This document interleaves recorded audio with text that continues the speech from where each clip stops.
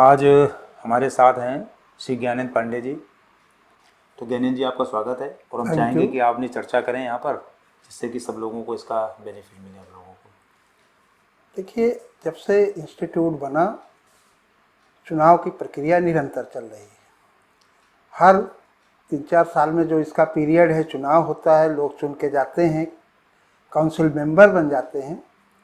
लेकिन जो अभी तक हमने महसूस किया कि जैसे अन्य संगठन हैं प्रोफेशनल्स के, जैसे बार काउंसिल है, बार एसोसिएशन है, वो अपने मेंबर्स के लिए स्ट्रगल करते हैं। कहीं भी छोटी घटना हो जाती है तो उसके लिए वो खड़े होते हैं। लेकिन यहाँ पे इतना बड़ा बुद्धिजीवियों का संगठन होने के बावजूद ऐसा कहीं प्रतीत नहीं होता कि ये यहाँ के जो लीडरशिप है वो कभी आगे आके मेंबर्स के हित के लिए कोई बड़ा एक्शन ले रही है या बड़ा काम कर रही है।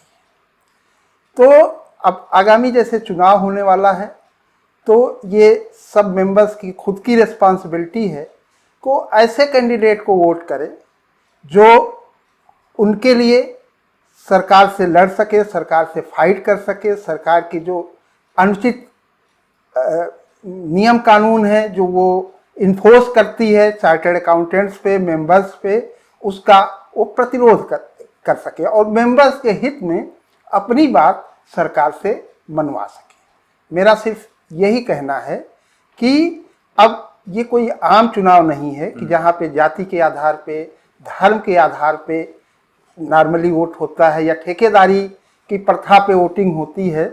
यहाँ पे सभी ऑनरेबल मेंबर्स अपने विवेक का इस्तेमाल करें और ये महसूस करें कि कौन से कैंडिडेट उनके लिए जो है संघर्ष करेगा, उनके हित की बात करेगा, उसी कैंडिडेट को वो वोट करें। ये तो आपकी अपील हो गई कि मतलब इस तरीके की मतलब कैंडिडेट्स को हम लोग इलेक्ट करें जो कम से कम अपने मेंबर्स के हित के लिए कहीं संघर्ष करने के लिए खड़ा हो। मतलब हमें ऐसा लग रहा है कि आपका विचार इस तरीके से है कि जैसे और दूसरी जगहों पर जैसे IMA है या बार काउंसिल है, जब भी कुछ उनके मेंबर्स पर कुछ आता है तो वो लोग जो है सड़क पर आकर संघर्ष करते हैं।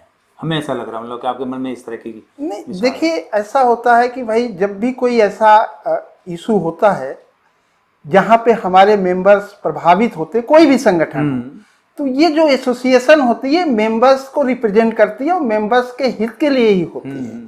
तो संघर्ष, सड़क पे संघर्ष करने का मतलब ये है कि हर तरीके से संघर्ष करें।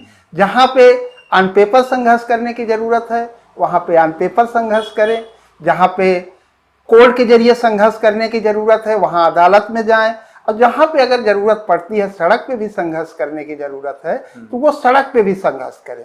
अल्टीमेटली सभी मेंबर्स का हित सुरक्षित रहना चाहिए। गवर्नमेंट ऐसा कोई कानून ना इम्पोज करे कि जिसमें मेंबर्स का अहित हो रहा है और हम चुपचाप उसको जो है सहन कर रहे हैं। लेकिन हमें ऐसा लगता है कि इसके पीछे एक कारण और भी है। इसके पीछे कारण है जो इंस्टीट्यूट का जो इनेक्टमेंट है, जो इनेक्टमेंट ऑफ पार्लियामेंट से इंस्टीट्यूट बना है, उसके कारण से मतलब जो इसकी संरचना है, जो इसका कॉन्स्टिट्यूशन है, उसकी वजह से क्या इस तरह की स्थिति आती है कि ये लोग जो अपना इंस्टीट्यूट है जो है गवर्नमेंट के अगेंस्ट में कभी सड़क पर उतर के या इस तरीके से हड़ताल या इस तरह की कोई चीज़ करने की स्थिति में नहीं होते, या और कोई कारण हो? नहीं, इसका कारण जो हम देखिए वो कारण तो वो तो हम उसको प्लस पॉइंट मानते हैं।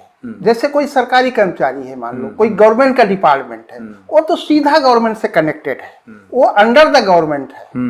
तो जब उनकी यूनियन गवर्नमेंट से संघर्ष करती है तो हम तो इनडायरेक्टली गवर्नमेंट से जुड़े, हम तो इंडिपेंडेंट बॉडी है।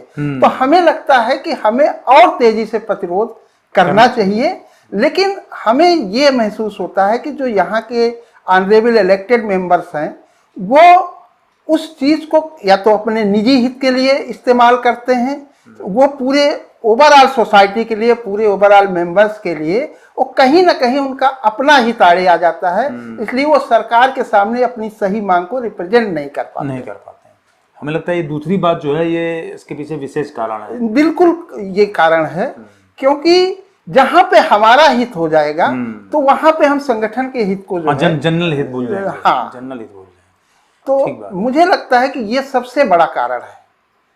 बहुत मतलब अच्छे डायरेक्शन में आपने बिल्कुल इस चुनाव को लाके खड़ा किया। हमें लग रहा है कि जो हमारे मेंबर्स एट लार्ज हैं इस बारे में जरूर विचार करेंगे। नहीं, बिल्कुल करना चाहिए, क्योंकि मेंबर्स बचेंगे तभी एसोसिएशन बचेगी, तभी काउंसिल बचेगी।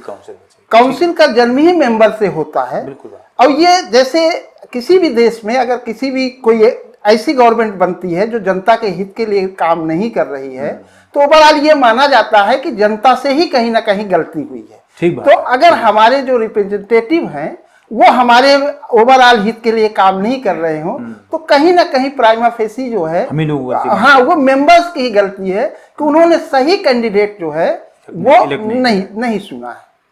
बिल्कुल ठीक है ज्ञानी जी, बहुत अच्छे विचार आपके आज मिले। बहुत बहुत आपका आभार यहाँ पर आने के लिए और अपने विचार रखने के लिए। बहुत बहुत धन्यवाद।